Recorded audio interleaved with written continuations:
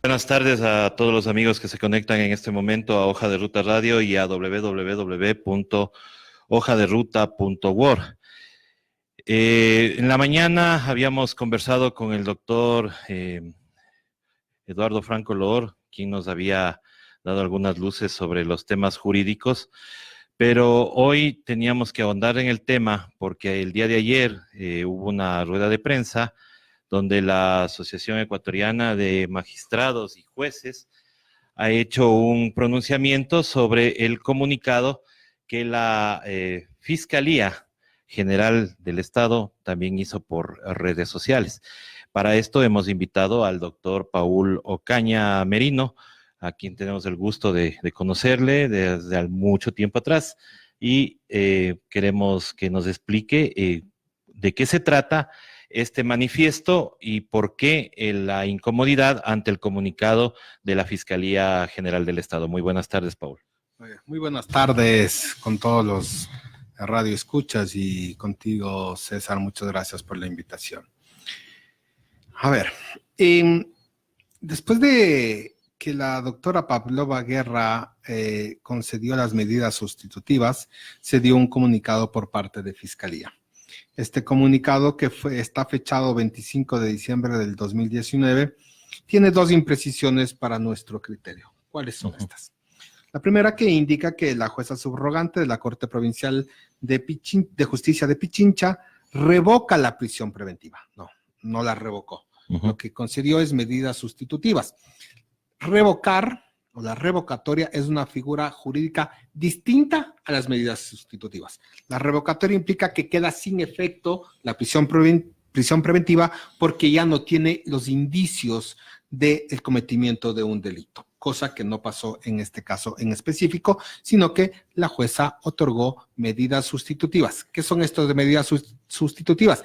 Que en vez de que esté presa, se presenta ante la autoridad, creo que es una o dos veces a la semana, prohibición de salida del país y el uso del grillete. Entonces, esa es una imprecisión que siempre es bueno aclararla para el conocimiento de la sociedad que no conoce el mundo jurídico. Y la segunda, que nosotros es la parte que rechazamos, porque cuando se indica por parte de Fiscalía en el comunicado que van a analizar las acciones legales que tomará en atención al tipo penal 268 del Código Integral Penal, que esto refiere al prevaricato. ¿Qué es prevaricato? Es la conducta penalmente relevante, es decir, es el delito que comete un juez cuando falla en contra de norma expresa. Para Fiscalía o a criterio de Fiscalía, dice que ha fallado contra norma expresa del artículo 536 del Código Orgánico Integral Penal, COIP, que indica que se otorgarán medidas sustitutivas a todas aquellas que soliciten, excepto los delitos que sean más allá de los 5 años, como en este caso resistencia, con el inciso 1, porque ya fue reformulado cargos, inciso 1, que la sanción va de 5 a 7 años. Hasta allí es la razón de Fiscalía para pedir o pretender iniciar esta acción penal por prevaricato. Pero lo que no se toma en cuenta acá es que la doctora Pavlova Guerra, saltando el COIP, que puede hacerlo, y someterse a la Constitución, y por eso es que hay una supremacía constitucional y un control de convencionalidad. ¿Qué es esto de control de convencionalidad? Es la norma internacional. Entonces, saltando el COIP, sube en categoría a una norma. La Constitución está encima de todas las leyes, es la norma madre. Y, obviamente, la Convención Interamericana de Derechos Humanos está sobre la Constitución inclusive. Entonces, el juez garantista, en este caso Pavlova Guerra, tiene la potestad, puede hacerlo ello y tomarse jurisprudencia que ya existe en el cual refieren a la prisión preventiva. Y que valga decirlo, ya el Estado ecuatoriano ha sido sancionado en el caso Quintana Coello y otros versus Ecuador, esto el 23 de agosto del 2013, y en el caso Chapotillo me parece que es, Chaparro versus Ecuador, donde ya fue sancionado Ecuador por este uso excesivo de la prisión preventiva. No siempre que inicia una formulación de cargos o que se abre una instrucción fiscal, las personas tienen que ir presas. La prisión preventiva es de última ratio, es decir, esta será la última medida si es que no existen otras que puedan asegurar la inmediación de la parte procesal. ¿Qué es la inmediación? Es decir, que yo procesado estoy haciendo frente al juicio que me están iniciando y que no voy a huir. Se dice acá que a pesar de que existe un riesgo de fuga por parte de estas 3 personas procesadas, se otorgó medidas sustitutivas y que por eso existe este comunicado.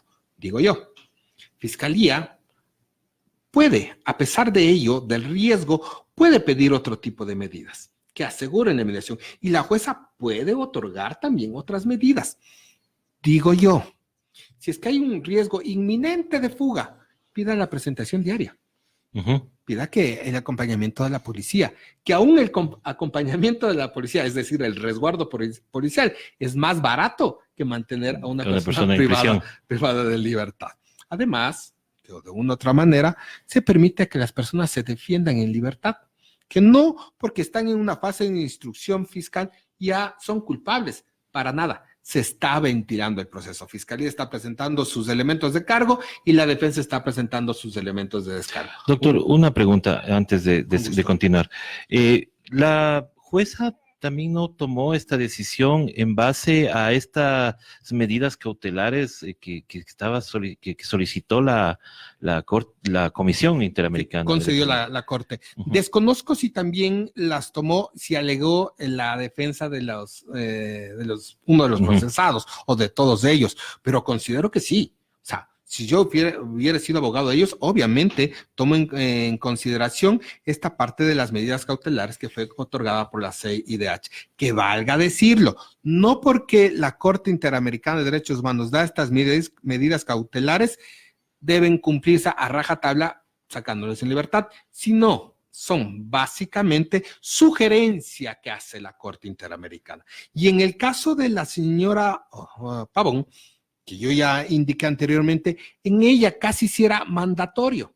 ¿Por qué? Porque se estaba violentando los derechos políticos, porque ya no podía ejercer su cargo de prefecta. Pregunto yo, si estamos en una fase de instrucción fiscal donde se está determinando el cometimiento del delito, que nosotros los penalistas la conocemos como materialidad, y una supuesta responsabilidad que se va a ver en juicio, ¿qué pasa cuando las personas procesadas en los diferentes juicios han ordenado o son sujetas a sobreseimiento o yendo a juicio son ratificados su estado de inocencia?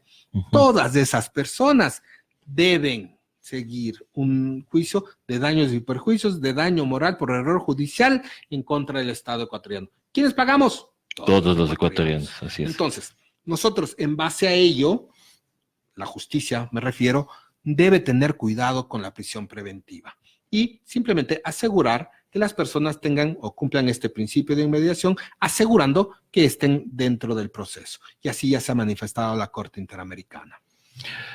Doctor, para ratificar nuevamente, no es que las 3 personas están libres, ya se acabó el juicio, ni nada de eso, ni les han declarado inocentes. Ellos siguen en el proceso, simplemente se les cambió la medida cautelar. Exacto. Nada más. Vamos entendiendo nuevamente el proceso. Investigación, primera fase preprocesal, después viene instrucción fiscal y después, en el caso de que pasare, llamamiento a juicio. Hoy por hoy nos encontramos dentro de la fase de instrucción fiscal. Esta tiene una duración máxima de 90 días. Cuando hay reformulación de cargos, como en este caso, se extiende hasta 30 días más. La instrucción fiscal, por más reformulación de cargos, por más vinculación que existiere, no puede pasar de los 120 días. Es decir, van a ir hasta los 120 días. De lo que he escuchado, de lo que he podido leer, creo que van por el día 75. Quiere decir que todavía le resta un tiempo más, donde Fiscalía deberá seguir probando sus acertos sobre una conducta penalmente relevante y la defensa deberá igualmente presentar sus descargos de que no hay el delito que se le está atribuyendo, se les está imputando o acusando. Ya, doctor, otra cosa. ¿Cómo entender un comunicado como el de la Fiscalía cuando se supone que hay independencia de funciones? Y en este caso, la Fiscalía es parte del proceso, pero no está encima de los jueces. Sí, a ver, para un poco aclarar el escenario de las personas que no conocen temas jurídicos. El proceso penal tiene, por un lado, como parte procesal, fiscalía, también está la víctima y por el otro lado tiene los procesados. ¿Ok? Cada uno de ellos hacen sus argumentos en función del trabajo que les toca. Los unos acusar y los otros defenderse. Pero ¿quién defiende esto? Son los jueces. Perdón, ¿quiénes resuelven esto? Son los jueces. Es la parte jurisdiccional. ¿En función de qué? De los alegatos que presenta Fiscalía y de los alegatos que presenta la defensa. Porque si la Fiscalía estuviera encima de los jueces, ¿para qué tendríamos jueces? ¿Para qué tendríamos juicios? Basta con que Fiscalía nos señale sobre el cometimiento de un delito y díganos cuánto es la sentencia que debemos cumplir. No, no funciona así. El titular de la acción penal, entiéndase bien, titular de la acción penal, es decir, quien está obligado a investigar y quien lleva el proceso, es Fiscalía. La otra parte, la defensa, y ¿quién decide si es que hay o no hay el cometimiento del delito? Primero, si es que hay el delito y si es que habiendo el delito, ¿quiénes son los responsables? Es el juez. Y nos guste o no nos guste, debemos respetar las resoluciones de los jueces. Porque si no, estaríamos en un país donde la barbarie existe, donde no podemos tener una justicia. Y no estaríamos en un Estado de Derecho. Simplemente porque son los unos políticos o los otros no políticos o apolíticos van a tener una sanción. No, aquí todos los seres humanos, toda la sociedad tenemos derechos y no se nos puede vulnerar esos derechos. Seamos quienes seamos, todos somos iguales ante la ley. Doctor, ¿y la asociación, una vez enviado este manifiesto, espera que la Fiscalía rectifique de alguna manera o simplemente se allane a los procesos judiciales, que en este caso sería el apelar, no sé, la decisión de la jueza? Nosotros no consideramos que Fiscalía vaya a cambiar su manifiesto o su comunicado. Simplemente el manifiesto que nosotros hemos enviado es para que la doctora, quien encabeza la Fiscalía General, en este caso la doctora Diana Salazar, analice nada más nuestra posición y que en el caso de que ella considere que existe un delito, que ponga el proceso, más no que haga este tipo de comunicados. Pese a ello, considero que no existe un delito dentro de este proceso. Peor aún, o más aún, presentar una queja en el Consejo de la Judicatura para que sea destituida, porque eso sería alarmante a la justicia de que cuando los jueces no hacen lo que Fiscalía desea o de lo que Fiscalía quiere o solicita, sean sancionados. ¿La doctora Guerra es miembro de la asociación de ustedes? Sí, así es. En el país existen 3,000 jueces, más o menos, de los cuales en la asociación que están integrados están como 500 personas, 500 jueces, a nivel nacional. A nivel nacional. ¿Han tenido ustedes conversaciones con los colegios de abogados también por este tema? No, no hemos tenido conversaciones con colegios de abogados, nada más en mi caso estoy haciendo la representación legal, llámese abogado de ellos, vocero de ellos, no soy parte yo de la asociación, pues no soy juez, ni tampoco magistrado como se ha confundido, tampoco es una asociación de litigantes ecuatorianos, no. Es la Asociación Ecuatoriana de Magistrados y Jueces a los que estoy representando. Y no se ha tenido conversaciones con colegios de abogados. ¿Que debería existir el apoyo de los colegios de abogados? Por supuesto, debería. Debería, porque es un tema preocupante, pues. Así, ¿quién quisiera ser juez? Por supuesto que sí. Ya, otra cosa que nos ha preocupado y en este año se ha dado mucho es, y quisiera su criterio, doctor, es mucho se ha tratado los temas judiciales en redes sociales. Sí, lamentablemente nosotros tenemos ya malas experiencias con la mediatización judicial. Uno de ellos, el caso que yo defiendo, David Piña, un muchacho donde con una sola prueba, y que fue el testimonio de uno de los coprocesados, está pagando una culpa de 25 años y que ya lleva 7 años preso. Y no solo él, existen otros procesos donde las sentencias se las consigue en las redes sociales. Entonces, este manifiesto, el que hace la asociación a la cual estoy representando, no solo es contradecir o no solo es tener la intención de que Fiscalía pueda mirar, observar que no se debe hacer este tipo de comunicados, sino también a la sociedad en general. donde debemos dejar que el juez haga su trabajo, el fiscal haga su trabajo y la defensa haga su trabajo. Así vamos a tener una justicia sana, clara y transparente. Que hoy por hoy nosotros nos podemos quejar porque posiblemente es una persona que no la queremos. ¿A quién se ha beneficiado? Mañana podemos ser cualquiera de nosotros.